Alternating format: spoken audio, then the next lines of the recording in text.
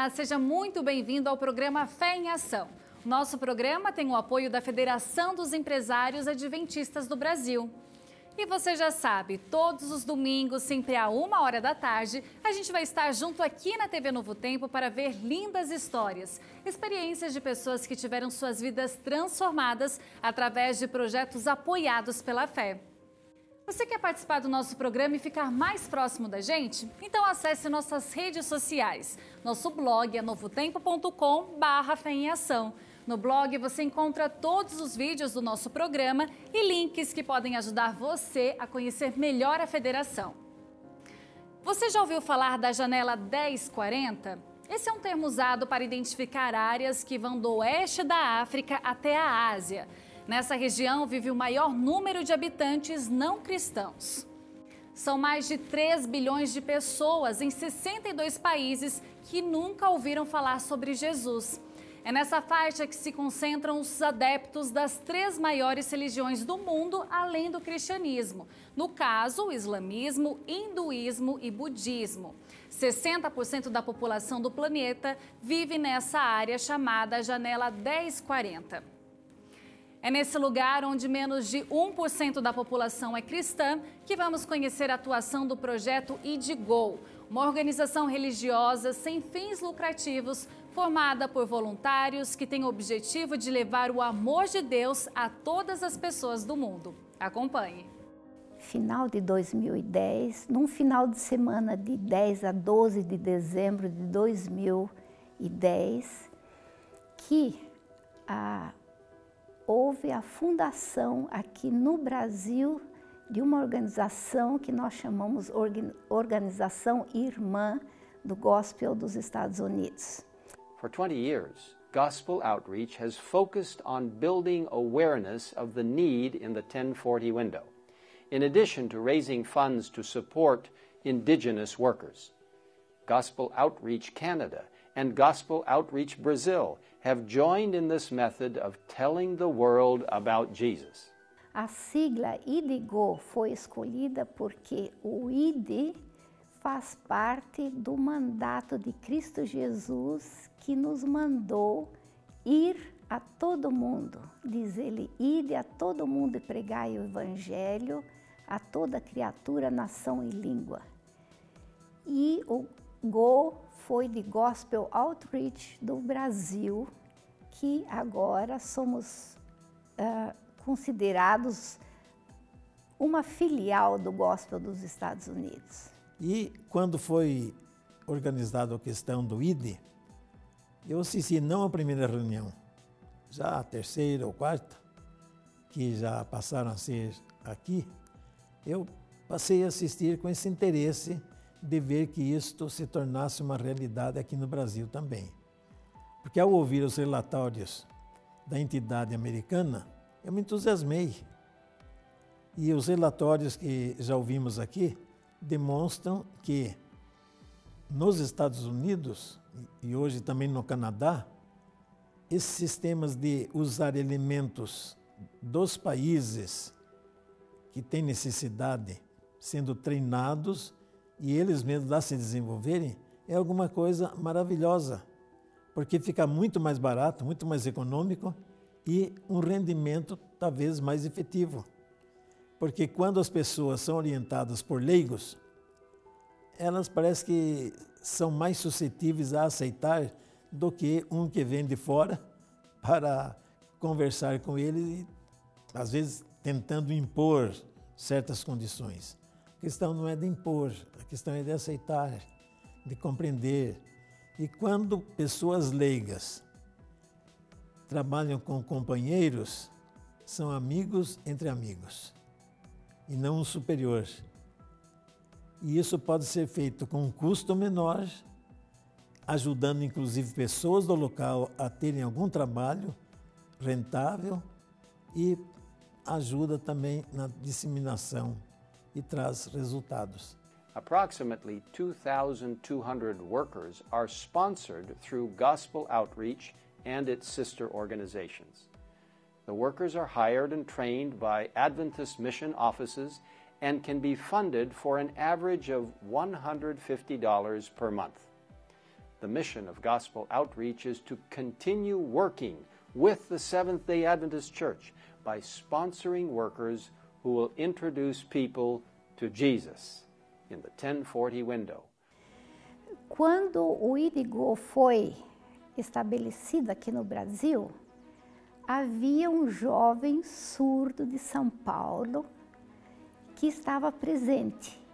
E ele já havia manifestado a algumas pessoas o desejo dele de fazer teologia.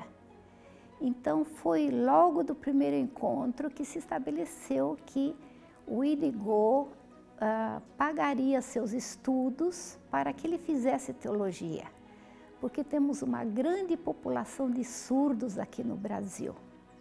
Então, para alcançar essas pessoas, teríamos que ajudar uma pessoa a ter mais conhecimento teológico para poder assisti-las. Foi assim que enviamos o Douglas Domingos da Silva para cursar teologia na Faculdade FAAMA, em Belém do Pará. E, casualmente, estava presente também o diretor da Faculdade de Teologia de lá, pastor Davi Tavares. Então, esses 4 anos mantivemos os estudos do Douglas. E ele se formou em dezembro do ano passado, de 2014. E o Douglas está para ser o segundo pastor surdo do mundo. E aqui está a sua esposa também, que vieram prestigiar o Douglas nesse momento. E imediatamente foi chamado pela Associação Paulistana, um órgão da Igreja Adventista, que está empenhado também em ajudar a população surda aqui da grande São Paulo. Então, o Douglas está trabalhando no Ministério dos Surdos junto a essa associação. O projeto realmente funciona baseado em doações de pessoas, de membros da Igreja Adventista do Sétimo Dia e também de pessoas que não são adventistas, por instituições de fora. Nós recebemos como igreja uma grande incumbência, um grande mandato de pregar esta mensagem em todo mundo, a toda geração. Então isso é que Cristo quer que façamos. E além disso, a igreja está envolvida em uma programação mundial e recebemos agora da Associação Geral um planejamento para alcançar as grandes cidades. E há muitos lugares no mundo onde ainda não existe uma pessoa, um membro da Igreja Adventista, lugares não penetrados para a igreja. Bom, para ajudar nesse projeto, surgiram muitas instituições e, além disso, uma delas, que se chama Gospel Outreach, com sede nos Estados Unidos e no Canadá, eles são voluntários, membros de nossa igreja, aposentados, que não recebem um centavo, um tostão. Eles ajudam a levar obreiros nacionais na Janela 1040. Todo o trabalho operacional que fazemos aqui é voluntário. Não recebemos remuneração nenhuma. Então, são pessoas que dedicam parte do seu tempo para o funcionamento dessa instituição. Toda a verba que entra é dirigida diretamente aos obreiros que estão nas missões. Infelizmente, já recebemos pedidos de outros países, mas não pudemos atendê-los até agora porque não temos verbas para isso. Foram pedidos feitos pela Zâmbia, por Senegal e Mauritânia, por Camarões e propriamente do Piauí, que está muito necessitado de obreiros. A China também nos foi designada para que ajudássemos lá com obreiros. E até agora não tivemos condições ainda de atender a esses pedidos. Assim que tivermos verbas, esperamos que esses projetos tenham início. Bom, não tenho dúvida. Ao ver, por exemplo, que o caso lá desse moço, digamos, um surdo, chegar ao ponto de ser um obreiro, trabalhador e missionário, eu soube também que ele já chegou a ser convidado para ir à Europa e fazer um pequeno curso de orientação para o trabalho com surdos em Paris. Imagina, influindo no exterior. isso pode se alastrar mais ainda, né? E isso dá sempre um pouco de alegria e satisfação. Portanto, meus queridos amigos, aqui fica o meu apelo para que, unidos e irmanados no mesmo ideal, apoiemos o Instituto de Disseminação do Evangelho aqui em nossa terra e nos preparemos para levar esta mensagem a todo mundo nessa geração. Esse é o mandato do nosso Mestre. Desde o início, sabemos com certeza que Deus está conduzindo esse projeto, porque é um projeto de fé. Dependemos apenas das doações dos nossos irmãos. E é por isso que eu continuo também ligado com o grupo, interessado. Sou também um participante, doador dentro das minhas limitações e ajudamos a sede aqui de vez em quando a, pelo menos, consolando aí nas suas dificuldades, porque eu sei o trabalho que eles fizeram e eu sei quantos são merecedores de apoio nesse sentido. O nosso sonho com relação a IDGO é ver o maior número possível de pessoas salvas para o reino de Deus, antes que Jesus venha. Então, enquanto tivermos oportunidade de trabalharmos e mantermos esses obreiros na linha de frente, salvando pessoas das garras de Satanás e trazendo-as para o conhecimento do Evangelho, é o nosso maior sonho. Além de estar comprometido com a mensagem sobre o amor de Jesus nos países da Janela 1040, o IDGO atua também na região nordeste do Brasil. Mudando de assunto, todas as semanas temos um espaço reservado para você ficar por dentro das principais atividades da federação. Olá, que bom que você está sempre aqui com a gente no programa Fé em Ação. Esse é o momento de dar alguns recados, mas eu quero lembrar antes para você acessar o nosso site, feadventistas.com.br. Anote aí, feadventistas.com.br. E hoje eu quero dar alguns abraços para pessoas que escreveram para nós e também pessoas que nós estivemos abraçando aí na sua cidade. A primeira cidade é Salvador, na Bahia, Jabuticabal, São Paulo, onde o pessoal está se preparando já para o nosso próximo Encontro Nacional da Fé, e também para Maringá, Paraná, para os profissionais liberais, os empresários, empreendedores, executivos de Maringá e de Boa Vista, Roraima. E lembre-se que você pode mandar um e-mail para nós, entre no site feadventistas.com.br e deixe o abraço e a gente vai falar até o seu nome aqui se você quiser. Combinado? E olha, hoje a agenda está quente, porque a FEA, a Federação de Empreendedores Adventistas do Brasil, vai estar em 2 lugares na mesma data. O primeiro evento, dia 7, em Recife, capital do Pernambuco, na Igreja Central Adventista do Recife, na Rua Gervásio Pires. Você pode ver aqui na tela o endereço e você pode chegar às 9 da manhã. Vai das 9 à 1 da tarde. Celebração da Fé. Nos dias 7 e 8, uma parte da diretoria vai estar também na Expo Mais Sucesso Centenário, que é no NASP São Paulo. Você, inclusive, pode visitar o stand ali da Fé e se tornar associado. Como nós já falamos, você pode fazer ou tornar-se associado sempre em eventos oficiais da Fé ou no site feadventistas.com.br. E por hoje é só. Lembre-se de estar sempre com a gente aqui no programa Fé em Ação. Um abraço para você e agora fique com a Flávia.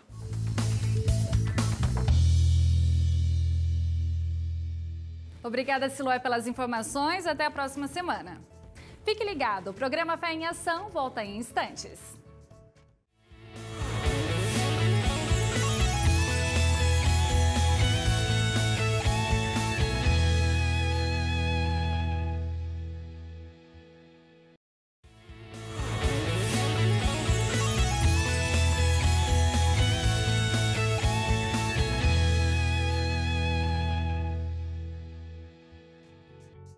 Estamos de volta com o programa Fé em Ação e lembre-se de acessar nosso blog, o endereço aparece aqui na tela. E chegou a hora de conhecer nosso convidado de hoje. Sérgio Azevedo já está aqui no estúdio e com certeza você vai se emocionar com os relatos desse líder experiente. Na verdade é um médico. Começa agora o quadro Histórias e Testemunhos de Fé.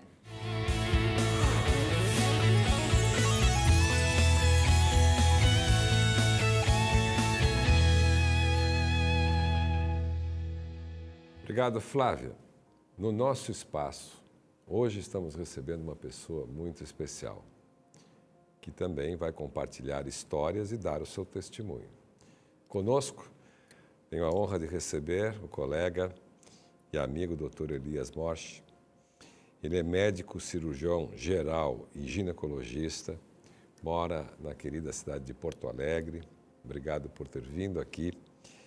E também é conselheiro da fé e foi por muitos anos também presidente da fé, fazendo um excelente trabalho para que a fé avançasse e também tivesse uma maior exposição em todo o Brasil. Obrigado por ter vindo aqui e estar com a gente, Elias. Sérgio, muito obrigado pelo convite. Para mim, na verdade, é um prazer muito grande poder participar deste programa Fé em Ação. É um programa que há muitos anos os participantes da fé tinham vontade que isso acontecesse. E agora nós estamos vendo acontecer. Isso é um prazer muito grande poder participar nesse momento desses encontros. Elias, e você, na sua gestão, fez ele nascer e brotar no coração daqueles que compartilham da fé. E hoje você está vendo a realidade aqui. Eu acho que você está bastante feliz de ver que também é um filhotinho da sua gestão, que hoje temos um novo presidente, mas tudo começou na gestão que você brilhantemente comandou. E obrigado por estar aqui e compartilhar, vivenciar essa realidade que agora o telespectador também compartilha com a gente. Muito obrigado, Sérgio. Agora, Elias, vamos começar pela fé. Você tem uma experiência muito grande como ex-presidente, conselheiro, mas continua ativo e representa a fé também no seu querido estado e também toda ali a região sul. A fé tem ajudado alguns projetos e você trouxe um projeto que é ajudado até hoje e vai continuar sendo ajudado, que se chama o Projeto Revive. Ele já foi, inclusive, mostrado num outro momento aqui da programação, mas você também tem o coração apertado e forte quando fala do Projeto Revive. Qual é o seu trabalho voluntário, o seu aconselhamento? Como é que você está envolvido com esse projeto, você e a sua família? Na verdade, o Projeto Revive é um projeto que a gente acompanha desde o nascimento, né? Alguns anos atrás, surgiu no coração de um punhado de pessoas a vontade de fazer alguma coisa pelo próximo, e principalmente para aquelas pessoas que têm uma dificuldade muito grande de se verem livres das substâncias químicas, das drogas de um modo geral. E os resultados têm sido animadores, não é, Elias? Eu acho que você fica muito contente quando você vê que uma pessoa chega às águas batismais, se encontra com Cristo e Cristo tem uma nova vida, né? É verdade, é uma progressão lenta, mas que a gente vê os resultados. As pessoas vão se modificando, elas vão se atualizando do seu ponto de vista de se reconhecer, se valorizar, né? E começar a sentir que Jesus ama eles, né? Jesus também me ama, né? Eles pensam assim, porque eles lá atirados no vício, muitas vezes são recolhidos da sarjeta, das calçadas, não tem casa, dormem ao relento, né? São pessoas que a gente diz assim, moradores de rua, a maioria deles. Portanto, são pessoas que não têm um futuro, pelo menos eles não enxergam um futuro. E quando eles são internados nesta fazenda, eles têm a oportunidade de conhecer, principalmente, a possibilidade que o ser humano tem, aquela força que ela tem interna, que pode ser motivada no sentido de eles se libertar dessas coisas. E com o auxílio do estudo da Bíblia, principalmente um grupo levando eles ao conhecimento de Jesus, né? O Espírito Santo de Deus trabalhando no coração dessas pessoas, transforma essas pessoas. Então, o que a gente vê? Um grupo bastante significativo de pessoas que voltam à sociedade, terminam voltando à sua família, que tinha sido totalmente renegada, abandonada. Alguns voltam até, se juntam de novo, casam de novo, entre aspas, que voltam para a sua família e constituem uma família e passam a ser pessoas de bem, pessoas assim que a sociedade tem orgulho e que possam realmente desempenhar o seu papel de cidadão. E o bacana desse trabalho, né, Elias, é que ele todo voluntariado, quer dizer, praticamente todos ali são voluntários, tem alguns assalariados porque precisam trabalhar de tempo integral, mas é um trabalho muito bonito e está de parabéns todo, não só você, mas toda a equipe e todos que têm trabalhado lá. E foi uma honra a gente trazer imagens de lá num programa anterior. Mas eu queria falar agora de um outro projeto que você também tem se empenhado com muito amor, com muito zelo, que está no coração da sua igreja, a Igreja Central, um projeto que envolve música. Que projeto é esse, Elias? A Igreja Central de Porto Alegre, num determinado momento, sentiu que nós poderíamos desenvolver a música in loco. Nunca existiu uma orquestra lá, nunca existiu orquestra. Então, os acompanhamentos, antes de existir telão, essas coisas, a multimídia, era feito pelo piano, órgão inicialmente e depois o piano. Então, se verificou o seguinte, a igreja é grande e os talentos são grandes. Então, se propôs a se criar uma escola de música para aquelas pessoas que não têm condições de pagar professor de música fora, não têm condições de comprar um instrumento musical, mas que gostariam muito de desenvolver o seu dom, a sua vocação. Tanto por isso que surgiu essa escola de música. Será que tem algum precedente no Brasil? Porque orquestra em algumas igrejas a gente até vê, mas uma escola de música numa igreja, eu confesso que eu, telespectador, nunca ouvi falar, a não ser nas escolas, né, da igreja, que tem aí toda uma formação acadêmica e às vezes tem um conservatório, uma escola de música, mas numa igreja realmente eu acho que vocês são pioneiros. Olha, eu não saberia te dizer isso, mas eu sei que realmente é uma coisa muito gratificante, porque a gente vê aquelas pessoas jovens, né, juvenis, e depois jovens, mesmo jovens adultos, que tinham vontade de estudar música e não conseguem. Então, o que a igreja fez? São os voluntários, a fé, os irmãos, patrocinar os instrumentos, patrocina o professor de música, então eles têm aulas de música regularmente e eles passam a fazer parte da orquestra de Porto Alegre, da orquestra da Igreja Central de Porto Alegre. Então, quando a gente vê aquela orquestra ali, aqueles instrumentos de sopro, de corda, o maestro com sua energia fazendo aquela música vibrar dentro da igreja, a gente vê aqueles jovenzinhos, assim, adolescentes, tocando seu instrumento, violino, enfim, isso é altamente gratificante. Claro, e que poderia estar fazendo bobagem na rua, fazendo coisas diferentes e descobrindo talentos. Olha, eu acho isso tão importante, Elias, eu vou te surpreender. Eu quero sugerir à direção do programa que, numa próxima oportunidade que forem ao Rio Grande do Sul, apronte a orquestra. Nós queremos fazer uma reportagem lá do conservatório, entre aspas, ou da escola de música, e vê-los tocando e ver testemunhos desses jovens, desses juvenis e dos adultos que frequentam essa escola de música e, na prática, através da orquestra, todo o ritual, vamos dizer assim, da igreja musical se faz com uma orquestra que é lindíssima, né? Nosso tempo acabou, mas achei muito bacana conversar com você, que veio lá de Porto Alegre para nos prestigiar. Leve um abraço ao pessoal da orquestra, do Revive, à Igreja Central de lá. E você certamente vai voltar aqui outras vezes para contar outras histórias e dar novos testemunhos. Obrigado pela sua presença. Muito obrigado, Sérgio. Telespectador, hoje estamos terminando aqui o nosso quadro. Lembrando que na próxima semana, nesse mesmo horário, você tem um encontro marcado aqui com a gente na Novo Tempo. Até lá e obrigado pela sua audiência. Obrigada, Sérgio. Até a próxima semana. E o programa Fé em Ação fica por aqui. Para rever essa e outras histórias, além, é claro, de deixar os seus comentários, acesse o nosso blog, novotempo.com/Fé em Ação. Nosso próximo encontro é domingo que vem, à 1h da tarde. Um grande abraço para você e até o próximo programa. Tchau! Um dia eu estava passando pela rua e eu escutei alguém me chamar. Professora, professora, eu olhei para trás. Quando eu olhei para trás, era ele. E ele falou, professora, passei no vestibular, vou estudar engenharia. E eu fiquei tão emocionada que eu até chorei, né? Porque eu fiquei pensando, Marcos Vinícius, você me deu tanto trabalho, mas eu estou muito feliz de você ter conseguido essa vitória, porque eu tenho uma pequena participação nessa vitória junto com você.